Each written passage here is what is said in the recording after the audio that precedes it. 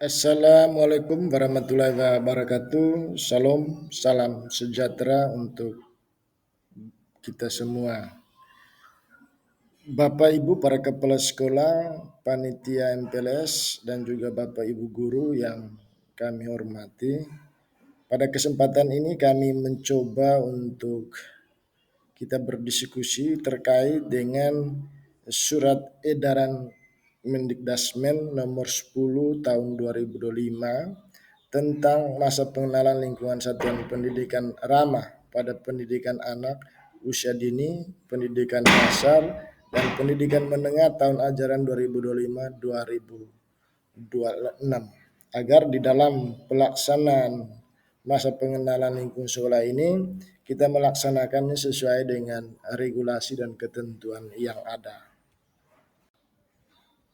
Kegiatan sosialisasi yang dilakukan oleh pengawas ini tentu bertujuan satu, memberikan pemahaman yang mendalam kepada semua pemangku kepentingan terkait dengan seperti apa prinsip dan arah kebijakan MPLS Rama ini secara menyeluruh kepada seluruh pemangku kepentingan. Yang kedua, tentunya mendorong implementasi sesuai panduan.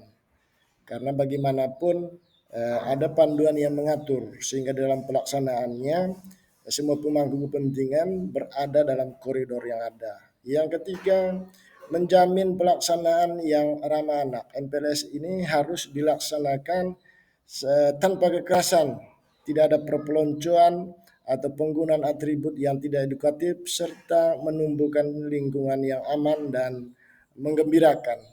Yang keempat, tentunya bertujuan menguatkan peran sekolah dalam penguatan karakter. Tentu hal ini mendorong sekolah untuk menggunakan momen MPLS ini sebagai ajang penguatan karakter dan penanaman nilai-nilai profil pelajar Pancasila kepada peserta didik baru.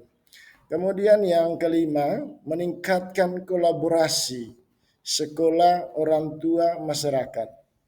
Dalam pelaksanaan MPLS diharapkan dilaksanakan secara kolaboratif, tidak hanya dilakukan oleh sekolah saja. Oleh sebab itu melalui kegiatan sosialisasi ini kita memahami apa sih tujuan, apa sih tugas kita masing-masing sesuai dengan peran kita masing-masing. Kemudian yang berikut, memastikan kesiapan administrasi dan teknis. Tentu hal ini sangat penting, apalagi sebuah komunitas apapun yang dilakukan harus memiliki administrasi yang jelas. Kemudian tujuan yang terakhir, membantu evaluasi dan pelaporan. Setiap kegiatan wajib dilakukan evaluasi dan pelaporan. Oleh sebab itu melalui kegiatan sosialisasi ini para kepala sekolah, para panitia berdiskusi terkait seperti apa nantinya evaluasi yang dilakukan dan seperti apa pelaporan sesuai dengan surat edaran yang ada. Rujukan diadakannya sosialisasi ini itu berdasarkan surat edaran Menteri Pendidikan Dasar dan Menengah nomor 10 tahun 2025 tentang pelaksanaan kegiatan masa pengenalan lingkungan satuan pendidikan ramah pada pendidikan anak usia dini, pendidikan dasar dan pendidikan menengah tahun ajaran 2025-2026.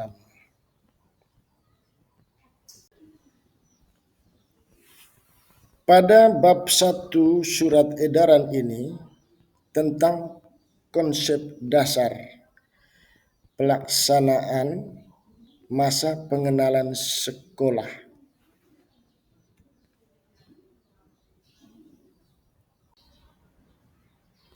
Sebelum kita berbicara lebih jauh tentang seperti apa MPLS, terlebih dahulu mari kita coba membahas bersama apa sih yang dimaksud dengan MPLS.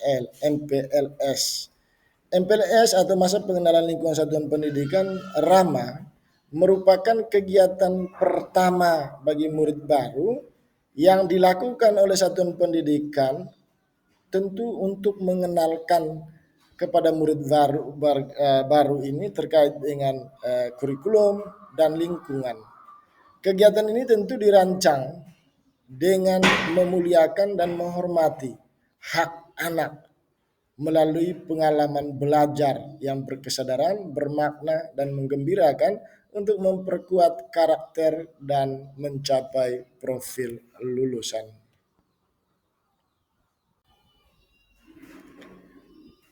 Poin penting dari kegiatan MPLS yang harus diperhatikan oleh kepala sekolah dan juga panitia, yang pertama itu adalah kegiatan pertama bagi murid baru.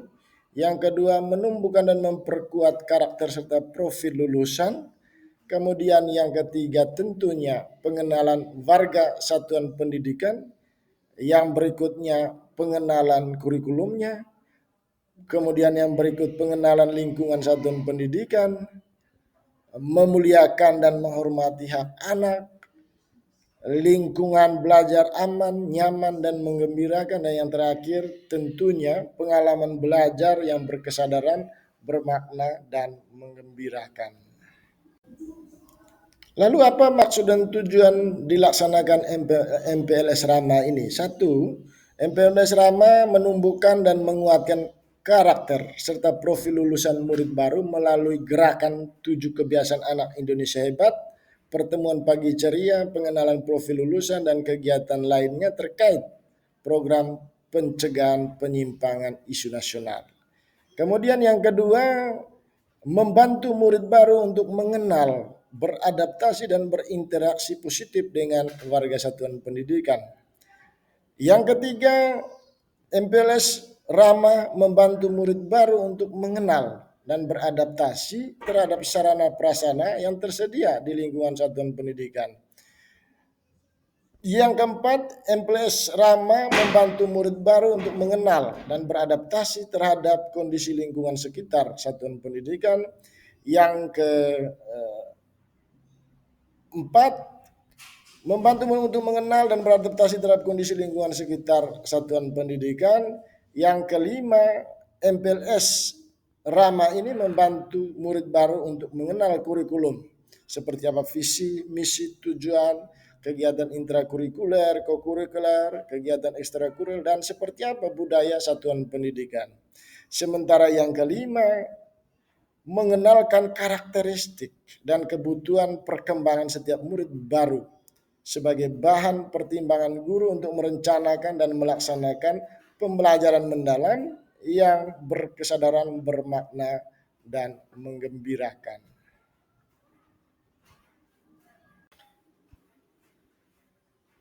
Adapun dasar hukum dari kegiatan MPLS ini tentu pertama Undang-Undang Nomor 20 Tahun 2003 tentang Sistem Pendidikan Nasional, kemudian Undang-Undang Nomor 35 Tahun 2014 tentang Perlindungan Anak, Peraturan Pemerintah Nomor 17 Tahun 2010 tentang Pengelolaan dan Penyelenggaraan Pendidikan, kemudian Permendikbud Nomor 18 Tahun 2016 tentang pengenalan lingkungan sekolah bagi siswa baru. Kemudian ini yang terbaru, Surat Edaran Menteri Pendidikan Dasar dan Menengah Nomor 10 Tahun 2025 dan juga Permendikbud-Ristek Nomor 46 Tahun 2023 tentang pencegahan dan penanganan kekerasan di lingkungan satuan pendidikan.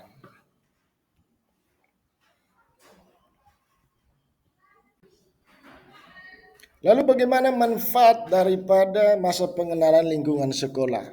Yang pertama, karakter dan profil lulusan murid baru dapat tumbuh dan kuat melalui gerakan 7 kebiasaan anak Indonesia hebat. Pertemuan pagi ceria, pengenalan profil lulusan, dan aktivitas lainnya terkait program pencegahan penyimpangan isu sosial. Yang kedua, murid baru dapat mengenal, beradaptasi, dan berinteraksi positif dengan warga satuan pendidikan. Manfaat yang ketiga, murid baru dapat mengenal dan beradaptasi terhadap sarana prasarana yang tersedia dan dapat digunakan di lingkungan satuan pendidikan. Yang keempat, murid baru dapat mengenal dan beradaptasi terhadap kondisi lingkungan sekitar satuan pendidikan. Yang kelima, murid baru mengenal kurikulum, apa itu visinya, misi, tujuan, intrakurikuler, kurikuler, ekstrakurikuler, dan budaya satuan pendidikan. Dan yang keenam, guru dapat mengidentifikasi karakteristik dan kebutuhan perkembangan murid baru untuk merencanakan dan melaksanakan pembelajaran mendalam yang berkesadaran, bermakna, dan menggembirakan. Dalam pelaksanaan MPLS harus berpegang pada prinsip. Yang pertama, ramah. Kegiatan MPLS ramah dirancang dan dilaksanakan dengan memuliakan atau menghormati hak anak dan menjunjung tinggi nilai karakter untuk mewujudkan lingkungan belajar aman, nyaman, dan menggembirakan melalui pemberian pengalaman belajar yang berkesadaran, bermakna, dan menggembirakan. Yang kedua, edukatif. Setiap kegiatan MPLS ramah harus mengandung nilai-nilai pendidikan. Artinya seluruh materi dan media yang digunakan dalam MPLS ramah harus berorientasi pada pengembangan pengetahuan, keterampilan, dan karakter murid. Kemudian prinsip yang ketiga, efektif dan efisien. Efektif berarti kegiatan harus sesuai dengan maksud dan tujuan MPLS ramah untuk membantu murid mengenal dan beradaptasi di satuan pendidikan baru. Efisien berarti pelaksanaan kegiatan MPLS ramah menggunakan sumber daya yang optimal dan tidak berlebihan. Kemudian prinsip yang berikut adalah inklusif. Kegiatan MPLS ramah harus bisa diakses oleh seluruh murid baru tanpa terkecuali, dan satuan pendidikan harus memastikan bahwa semua murid baru dapat mengikuti MPLS ramah tanpa hambatan finansial atau logistik. Prinsip yang berikutnya partisipatif. Penyelenggaraan MPLS ramah harus melibatkan seluruh warga, satuan pendidikan, dan komite satuan pendidikan. Keterlibatan semua pihak akan memastikan bahwa MPLS ramah menjadi tanggung jawab bersama dan dilaksanakan secara kolaboratif. Prinsip yang berikutnya adalah fleksibilitas. Satuan pendidikan dapat menyesuaikan pelaksanaan MPLS ramah sesuai dengan kondisi dan kebutuhan dengan memperhatikan panduan yang telah ditetapkan. Waktu pelaksanaan kegiatan MPLS ini wajib dilaksanakan selama 5 hari pada jam kerja satuan pendidikan formal, tentu sesuai dengan kalender akademik yang ada. Sementara bagi satuan pendidikan yang berasrama, jangka waktu MPLS ramanya dapat lebih dari 5 hari karena disesuaikan dengan kebutuhan adaptasi yang lebih mendalam, tetapi tetap berpegang pada prinsip pelaksanaan MPLS yang ramah.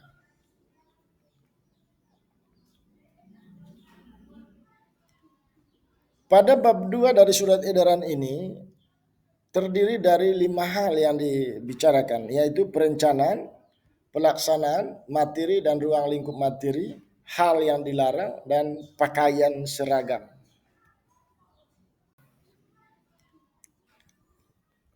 Ada 3 hal yang dilakukan oleh kepala sekolah dan juga panitia di dalam kegiatan perencanaan, yaitu 1. Pembentukan panitia. Setelah pembentukan panitia, dilakukan kegiatan penyusunan program MPLS, dan kegiatan yang berikutnya setelah penyusunan program, maka program-program itu disosialisasikan kepada orang tua wali murid.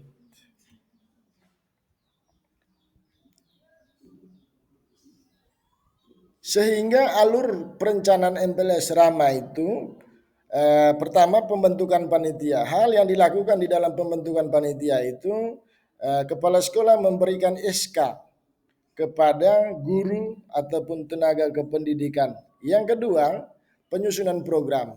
Panitia bersama kepala sekolah akan menyusun program mencakup materi yang disusun secara sistematis, kemudian jadwalnya yang rinci, dan anggarannya. Dan ingat, tanpa pungutan. Setelah dilakukan penyusunan program, alur berikutnya adalah sosialisasi kepada orang tua atau wali murid. Dalam hal ini satuan pendidikan wajib melakukan sosialisasi ke orang tua atau wali tentang jadwalnya, tentang tujuannya, seperti apa materinya, seperti apa peran orang tua wali, larangan dan mekanisme pelaporan. Baru setelah 3 hal ini, alur yang keempat baru aktivitas MPLS. Jadi di dalam aktivitas MPLS ini ada 2 hal, ada kegiatan wajib, ada kegiatan pilihan. Jadi di dalam kegiatan wajib ini sekolah wajib melaksanakan semua materi yang sudah ditentukan. Sementara kegiatan pilihan itu sekolah bisa mempertimbangkannya sesuai dengan keadaan dan kondisi sekolahnya.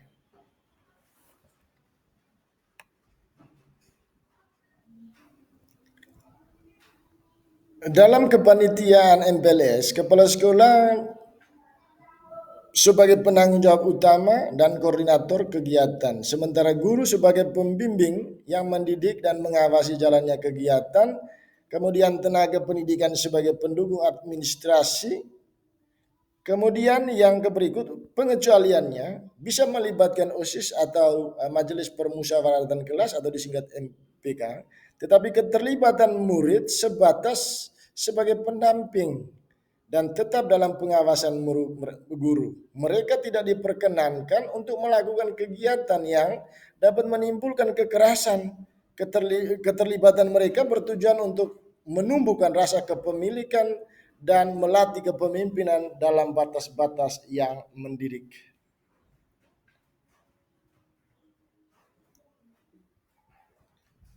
Dalam penyusunan program, panitia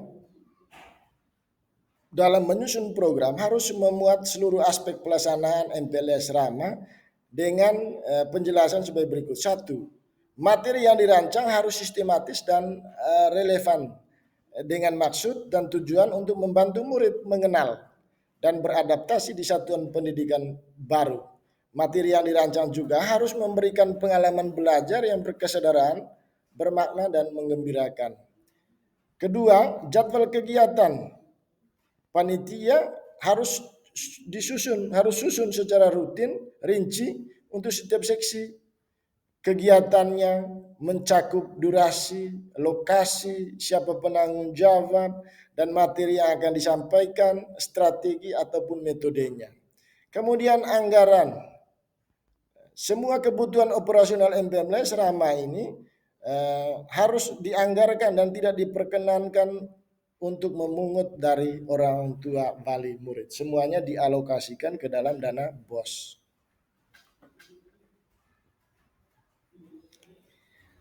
Hal yang perlu disosialisasikan kepada orang tua wali murid adalah 1, tujuan dan prinsip MPLS Rama.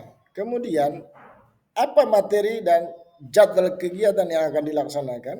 Kemudian seperti apa peran serta tanggung jawab panitia orang tua wali murid. Kemudian aktivitas yang dilarang dalam MPLS Rama, termasuk seperti apa jenis atribut yang tidak diperbolehkan. Kemudian mekanismenya seperti apa, pelaporan dan pengaduan jika terjadi pelanggaran, dan bagaimana pengisian formulir identitas murid baru dan orang tua wali muridnya.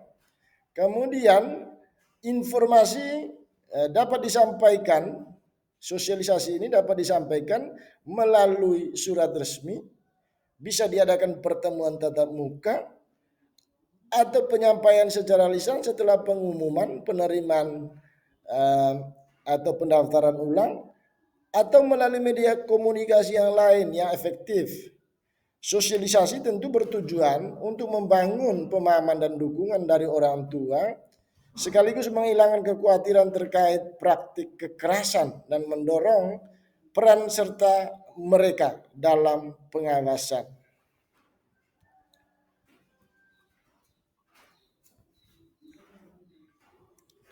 Dalam pelaksanaan kegiatan MPLS ada 2 hal yang perlu diperhatikan. 1, kegiatan wajib dan yang kedua adalah kegiatan pilihan. Dalam pelaksanaan kegiatan MPLS ada dua hal yang perlu diperhatikan. Dalam pelaksanaan kegiatan MPLS, kegiatan wajib yang dilakukan oleh panitia dan sekolah, yang pertama kegiatan untuk menumbuhkan dan menguatkan karakter serta profil lulusan melalui gerakan 7 kebiasaan anak Indonesia hebat, kemudian pertemuan pagi ceria, pengenalan profil lulusan, dan aktivitas lainnya terkait program pencegahan penyimpangan isu sosial. Kemudian kegiatan yang kedua, kegiatan pengenalan dan interaksi positif dengan warga satuan pendidikan. Kemudian yang ketiga, kegiatan pengenalan sarana dan prasarana satuan pendidikan yang ada. Kemudian empat, kegiatan pengenalan fasilitas umum yang tersedia di lingkungan terdekat satuan pendidikan. Kemudian yang kelima, kegiatan pengenalan visi, misi, dan tujuan sebagai ciri khas satuan pendidikan. Kemudian yang enam, kegiatan pengenalan intrakurikuler dan kokurikuler yang dilaksanakan di satuan pendidikan. Kemudian yang ketujuh, kegiatan pengenalan kegiatan kesiswaan. Kedelapan, kegiatan pengenalan budaya satuan pendidikan. Dan yang terakhir, kegiatan asesmen MPLS ramah untuk literasi, membaca, dan numerasi. Jadi ada 9 kegiatan wajib yang dilaksanakan dalam pelaksanaan MPLS.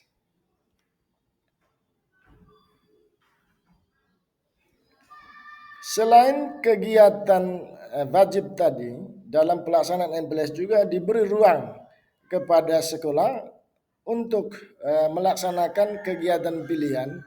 Kegiatan pilihan ini dipilih sesuai dengan ciri khas dan kebutuhan satuan pendidikan. Ada 2 kegiatannya, yaitu satu, kegiatan pengenalan program kesehatan sekolah, termasuk keselamatan dan kesehatan kerja atau K3. Dan yang kedua, kegiatan pengenalan 4 pilar kebangsaan.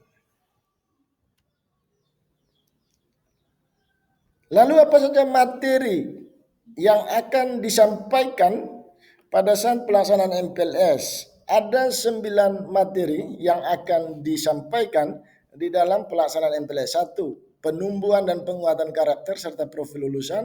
Yang kedua, pengenalan dan interaksi positif dengan warga satuan pendidikan. Ketiga, pengenalan sarana dan prasarana satuan pendidikan. Yang keempat, pengenalan kondisi lingkungan sekitar satuan pendidikan. Yang kelima, pengenalan visi, misi, dan tujuan sebagai ciri khas satuan pendidikan. Yang keenam, pengenalan intrakurikuler dan kokurikuler di satuan pendidikan.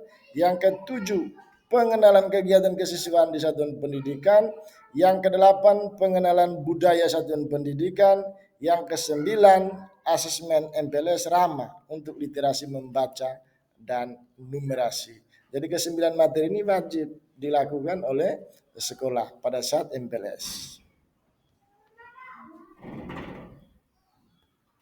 Khusus materi penumbuhan dan penguatan karakter serta profil lulusan, hal yang perlu disampaikan di dalam kegiatan MPLS itu satu, gerakan 7 kebiasaan anak Indonesia hebat.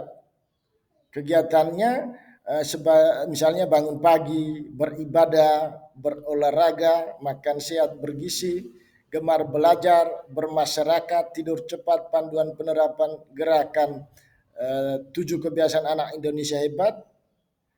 Nanti di dalam edaran itu ada linknya. Nanti Bapak Ibu silakan selengkapnya nanti lihat di link.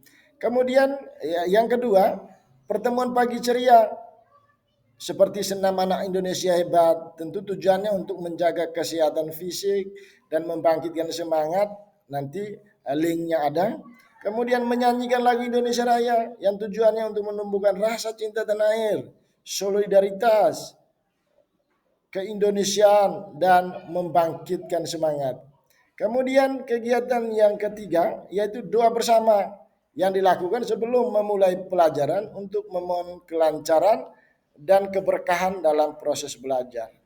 Kemudian selain 2 kegiatan tadi, ada kegiatan yang ketiga, profil lulusan meliputi beberapa dimensi seperti dimensi keimanan dan ketakwaan terhadap Tuhan Yang Maha Esa, dimensi kewarganegaraan, dimensi penalaran kritis, dimensi kreativitas, dimensi kolaborasi.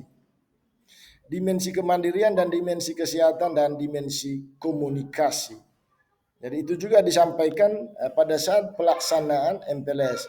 Kemudian materi berikutnya ada pencegahan penyimpangan isu sosial. Jadi silakan dilaksanakan oleh sekolah.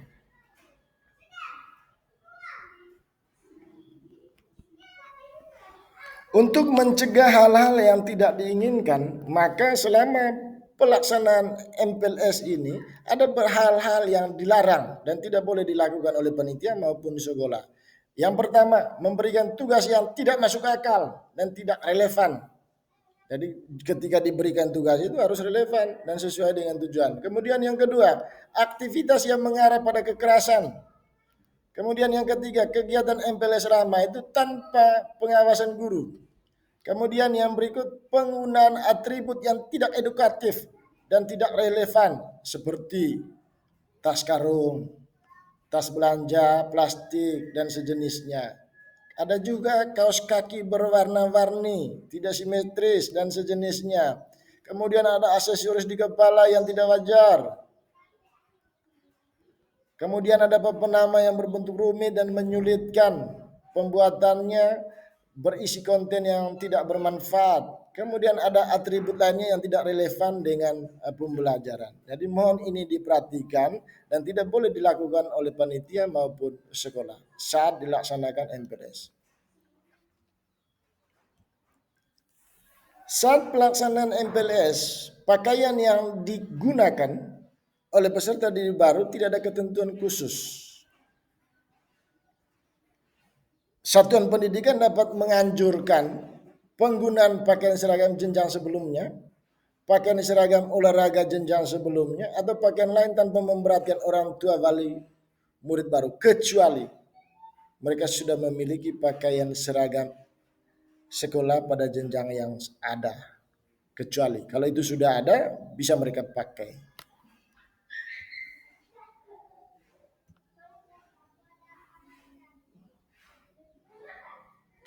Untuk acuan pelaksanaan kegiatan pengenal lingkungan satuan pendidikan, Kemendikdasmen itu sudah merancang dan melaksanakan kegiatan MPLS ramah itu dengan tetap memperhatikan tujuan, kondisi, serta kebutuhan murid dan satuan pendidikan masing-masing, serta diselaraskan dengan tujuan dan prinsip pelaksanaan MPLS ramah, dan sudah dituangkan dalam bentuk silabus panitia ataupun sekolah bisa amati, tiru, modifikasi, sehingga setiap kegiatan pengenalan lingkungan sekolah dilakukan secara terencana berdasarkan topik relevan dan sesuai dengan karakteristik murid yang ada gitu.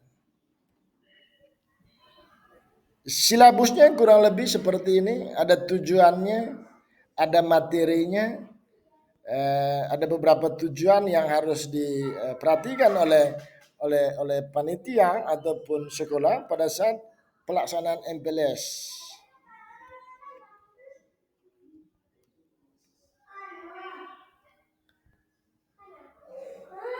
Sekolah tidak perlu takut karena silabusnya itu sudah ada, disiapkan oleh Mendikdasmen melalui link yang ada ini. Bapak Ibu tinggal lihat, perhatikan, kemudian silakan amati, tiru, dan modifikasi.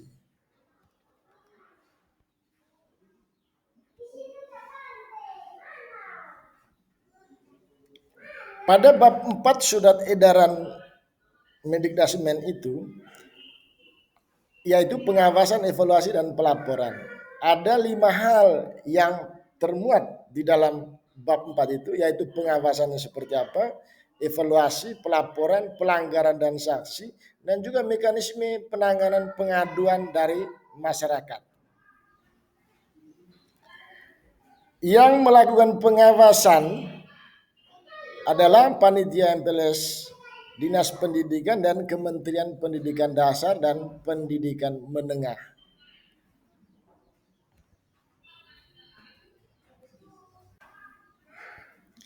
Pelaksanaan pengawasan terkait MPLS itu pada prinsipnya merupakan tanggung jawab bersama, baik panitia MPLS, Dinas Pendidikan Provinsi atau Kabupaten Kota, dan juga Kementerian Pendidikan Dasar dan Menengah. Jadi untuk panitia MPLS memiliki tanggung jawab untuk mengawasi setiap sesi dan aktivitas yang dijalankan, termasuk memastikan kehadiran murid, kesesuaian materi dengan jadwal, dan perilaku positif seluruh pihak yang terlibat. Kemudian dinas pendidikannya memiliki tanggung jawab dalam pengawasan, itu dapat melalui kunjungan langsung, pemeriksaan laporan dari satuan pendidikan, atau melalui kanal pengaduan masyarakat. Sementara Kementerian Pendidikan Dasar dan Menengah, pengawasannya dilakukan kunjungan langsung, pemeriksaan laporan, dan pengaduan yang dilakukan lewat kanal pengaduan.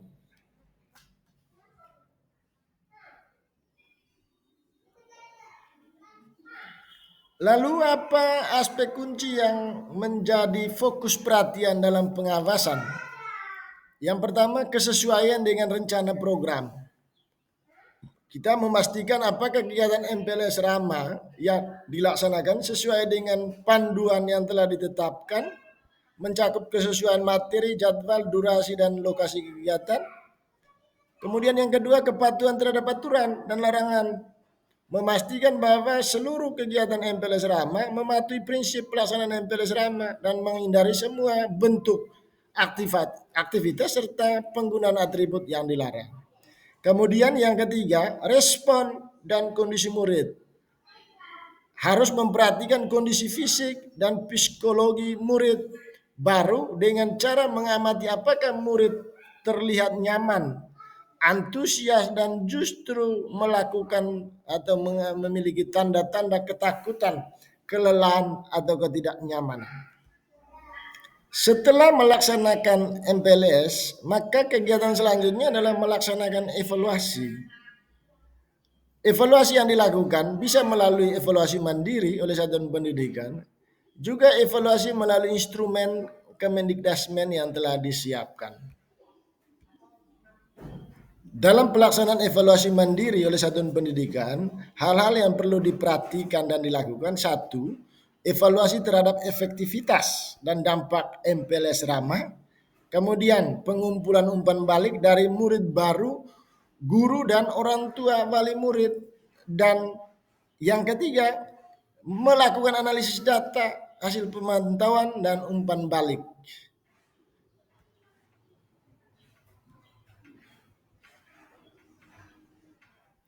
Pada saat melakukan evaluasi terhadap efektivitas dan dampak MPLS Rama, hal-hal yang perlu diperhatikan dan dilakukan adalah: satu, evaluasi formatif.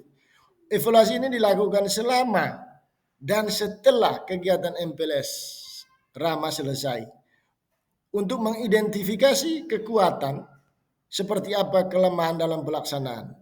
Ini dapat berupa diskusi internal panitia, pengamatan langsung terhadap respon murid, atau lewat kuesioner singkat. Yang kedua, evaluasi sumatif. Ini dilakukan setelah MPLS Rama selesai untuk menilai hasil akhir dan dampak jangka pendeknya.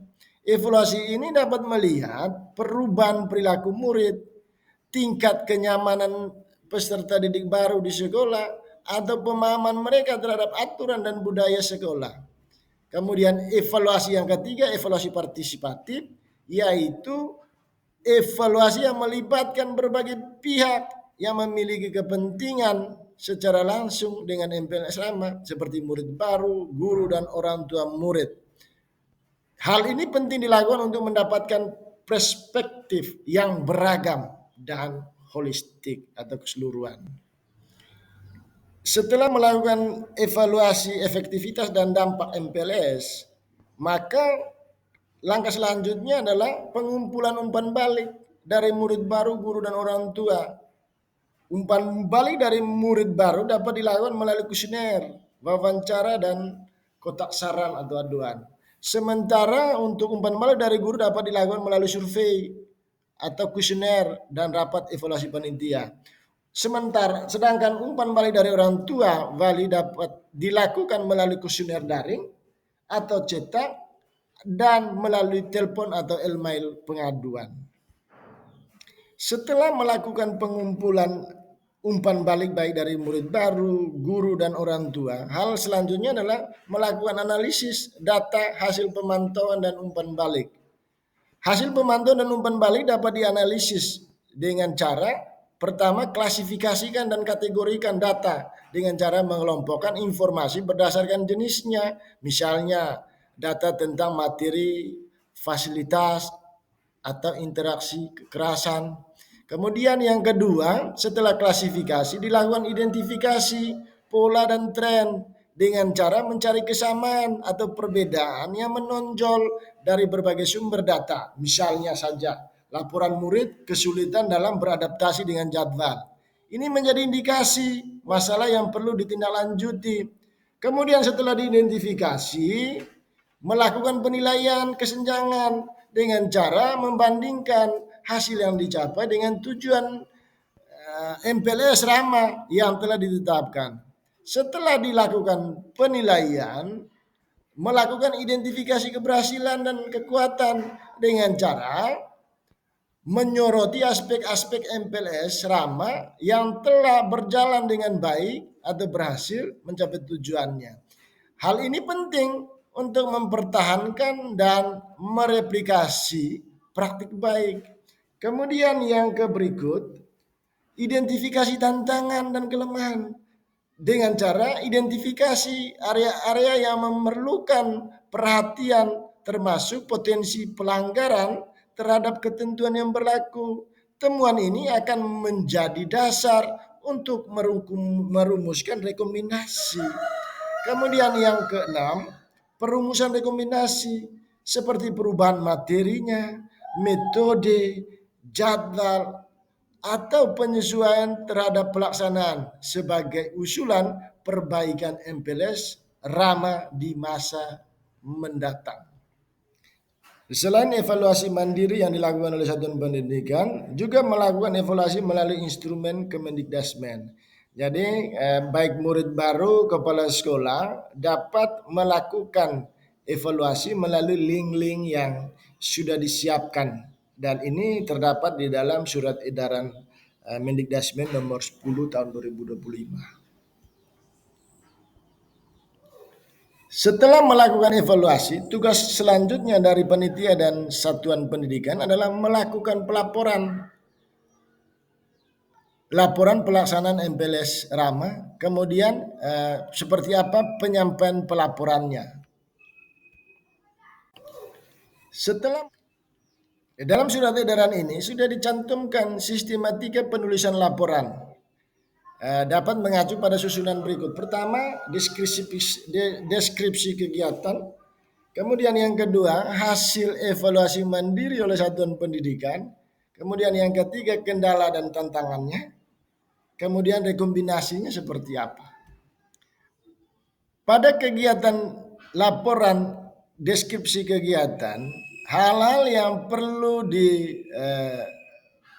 dibuat atau dimuat adalah pertama pendahuluan. Pada bagian pendahuluan ini berisi tentang seperti apa latar belakang, dasar hukum, dan tujuan dari MPLS Rama. Kemudian pada bagian yang keduanya perencanaan. Pada perencanaan ini memuat tentang proses pembentukan panitia, penyusunan program, anggaran, dan sosialisasi kepada orang tua wali. Pada kegiatan berikutnya di dalam laporan itu pelaksanaan berisi tentang rincian materi yang disampaikan per hari atau per sesi, jadwal kegiatan, metode yang digunakan, serta pihak-pihak yang terlibat. Misalnya nama guru pembimbing, jumlah murid yang membantu. Juga sertakan juga dokumentasi berupa foto atau video kegiatan yang mendukung jika ada. Kemudian yang keempat, pada bagian yang keempat, dalam deskripsi kegiatan itu, data murid baru berisi jumlah murid baru yang mengikuti MPLS Rama serta data demografi singkat jika relevan. Setelah deskripsi kegiatan, yang perlu dimuat di dalam laporan itu adalah hasil evaluasi mandiri oleh satuan pendidikan. Bagian ini menyajikan temuan dari proses evaluasi yang telah dilakukan, termasuk respon murid berupa ringkasan umpan balik dari murid baru terkait kenyamanan, pemahaman materi, dan pengalaman mereka secara keseluruhan. Yang kedua, persepsi guru dan orang tua wali murid berupa hasil umpan balik dari guru pembimbing dan dari orang tua wali mengenai pelaksanaan MPLS Rama. Kemudian yang berikutnya, pencapaian tujuan berupa analisis sejauh mana tujuan MPLS Rama telah tercapai. Pada bagian ketiga dari laporan itu kendala dan tantangan. Pada bagian ini berisi hasil identifikasi berbagai kendala atau masalah yang dihadapi selama perencanaan dan pelaksanaan MPLS Rama itu dilakukan. Misalnya keterbatasan sumber dayanya, apakah dananya, sarana prasarana atau waktu. Kemudian apa tantangan dalam pengelolaan peserta atau interaksi.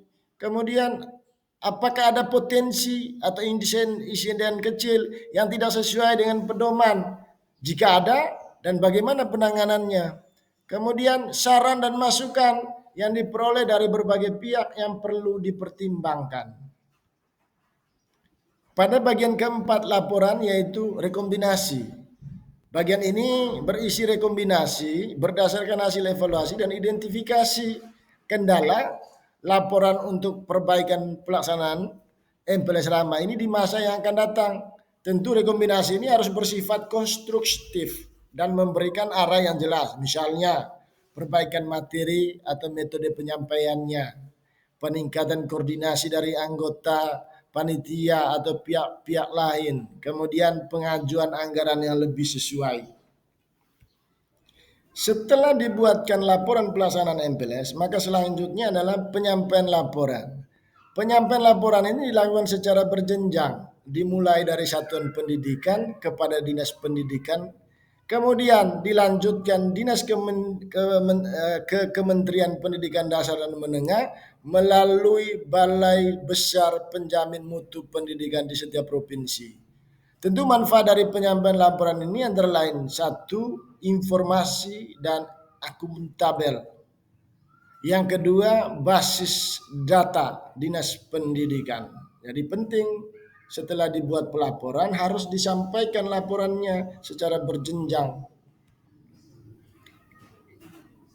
Jika selama pelaksanaan MPLS terjadi pelanggaran, maka akan diberi sanksi sesuai dengan peraturan dan perundangan yang berlaku.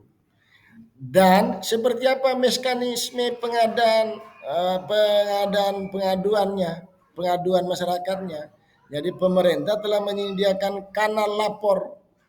Masyarakat bisa menyampaikan pengaduannya lewat kanal yang disiapkan oleh Kemendikdasmen melalui http kemendikdasmen.lapor.go.id.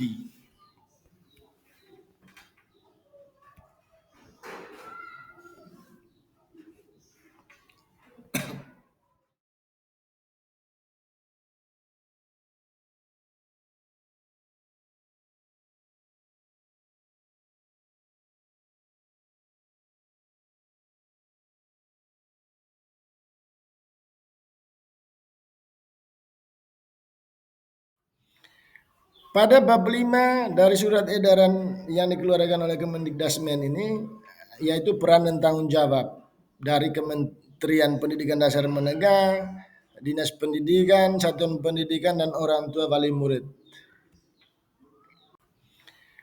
Pada bab 5, lalu seperti apa peran dan tanggung jawab masing-masing? Kemendikdasmen menyusun arah kebijakan dan regulasi, kemudian melaksanakan advokasi kebijakan dan regulasi, melaksanakan pengawasan, evaluasi dan pelaporan, kemudian memberikan sanksi kepada pihak terkait yang melakukan pelanggaran sesuai dengan aturan perundang-undangan yang berlaku. Sementara Dinas Pendidikan mengawasi dan membina satuan pendidikan dalam melaksanakan MPLS Rama agar berjalan dengan baik dan sesuai tujuan.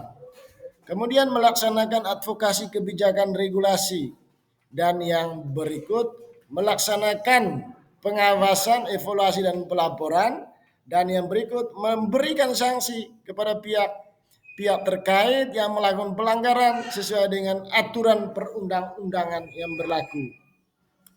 Lalu seperti apa peranan tanggung jawab satuan pendidikan dan orang tua wali? Satuan pendidikan berperan dan bertanggung jawab menyampaikan informasi terhadap atau menyampaikan informasi lengkap kepada orang tua atau wali murid terkait pelaksanaan MPLS ini. Yang kedua, melakukan pendataan tentang data diri murid baru melalui formulir tadi yang diunduh tadi melalui link yang ada. Kemudian melaksanakan dan memastikan seluruh kegiatan sesuai dengan prinsip dan tujuan. Kemudian memastikan murid baru dalam mengembangkan dalam kehidupan sehari-hari melalui gerakan 7KAIH, pertemuan pagi ceria dan 8 dimensi profil lulusan. Kemudian mengenalkan murid baru mengenai warga dan lingkungan satuan pendidikan, kurikulum serta lingkungan terdekat di sekitar satuan pendidikan. Kemudian membuat pemetaan dan penanganan terhadap potensi risiko bagi warga satuan pendidikan pada saat kegiatan MPLS Rama, menjamin tidak ada kegiatan yang dilarang pada saat pelaksanaan MPLS Rama sebagaimana yang dijelaskan dalam panduan. Melakukan pemantauan, evaluasi dan pelaporan terkait pelaksanaan MPLS dan memberikan sanksi jika ada yang melanggar. Kemudian apa peran dan tanggung jawab orang tua atau wali? Mengisi data diri murid baru, mengantar murid baru pada hari pertama atau selama MPLS sebagai bentuk keterlibatan keluarga, mendampingi murid baru dalam pengenalan lingkungan satuan pendidikan, mendampingi murid dalam mengembangkan sikap dan perilaku yang positif dalam kehidupan sehari-hari melalui gerakan 7KAIH, memantau perkembangan MPLS.